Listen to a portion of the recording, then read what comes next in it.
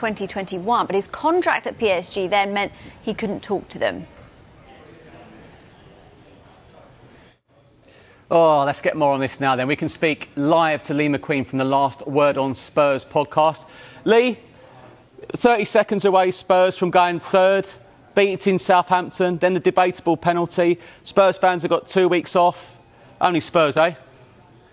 Only Spurs, Michael. And, it happens all the time. Forest out of the Cup, 9 changes.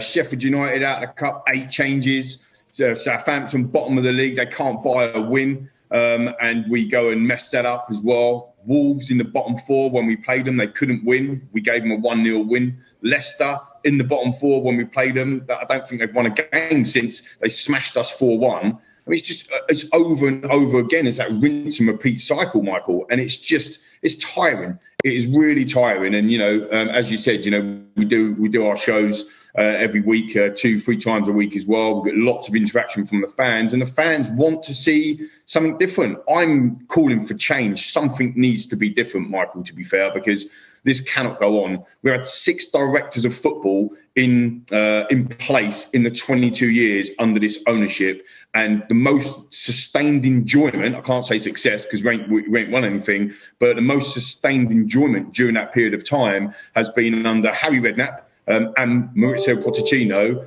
both of which didn't have a director of football. We've burned 6 directors of football. We've burned 14 managers in that 22 years. And if you do an average on that, Michael, you're looking at basically, take out Poch and Harry, I've just mentioned, they had 9.5 years between them. That's a manager every season. It's just utterly ridiculous. So what was your reaction then to Antonio Conte's comments? Did you agree with them? Did he have a point? Because I think fans are pretty split on this, aren't they, Lee? Yeah, I think so. I think for me, I think he had a point. I think that something needs to change from top to bottom in this football club, and you cannot keep burning managers. Look, I think what I would say is 2 things on Antonio. Firstly, I do wish him well. He's had horrendous situation in his personal life with lots of people in and around him, leaving, this world, and that is not 9 million a year, and he's not taking any responsibility for that. So, that he needs to put his own hands up as well. But you can't. It's hard to argue what he was saying, Michael. To be fair, he was talking about the players they're used to losing. They're talking about the club losing. It doesn't feel like that they're worried. I was there, so was you. In that cold night in Sheffield United away, they made 8 changes. People say that we want to win stuff, we want to win cups. No, we don't. It's not in our DNA to do that. In our DNA is to lose. In our DNA is to let us, the fans, the people that get paid, we pay week in, week out. We just get let down week after week after week. And it's just tiring, Michael. So, yeah, I agree with his comments. It's a problem, though, as well, Lee, the fact that he doesn't look like he was signing a new contract at the end of the season anyway. And, we have to talk about his future because he wasn't signing this deal. The players will know about that as well. Isn't that part of the issue here as well? 100% agree with that. I mean, Rick and I were talking when you had Rick on the show a couple of days ago. That is a huge problem. We come back from the World Cup. I think I put this out on social media. We come back from the World Cup. We should have tied Antonio Conte down. We were playing good football. We had our best ever start to a Premier League season this year, Michael. It's unbelievable the situation that we're in. We should have tied him down to a new contract. And if he didn't want to sign, then we should have parted company with there. No one should be a football club unless they want to be here. That is absolutely clear.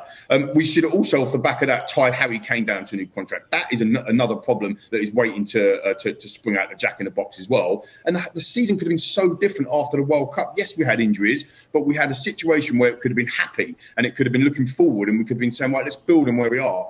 In the end, we got doom and gloom and just moan after moan. And, it's almost like he was doing us a favour in certain press conferences. And I don't know whether that's to get a reaction out of the club or to get a reaction out of the players, but it made us feel rubbish as fans. And it could have been so different. So that lack of commitment, as you point out, is absolutely critical. And now the players are not playing for him. But we've seen this before, Michael. We've had the likes of Hugo Lloris and Harry Kane and Heung-min Son and Eric Dyer and Lucas and Ben Davies and Sanchez. They've seen 100, 90, 95 defeats in this football club. They have seen defeat in this club time and time again. It's just form now. And I think even the fans are just thinking, that's just Tottenham. Right, Lee, finally, if Conte is leaving this week, Spurs are still fourth at the end of the day, so a lot to play for. Incredible. What do you want to see happen in the final matches?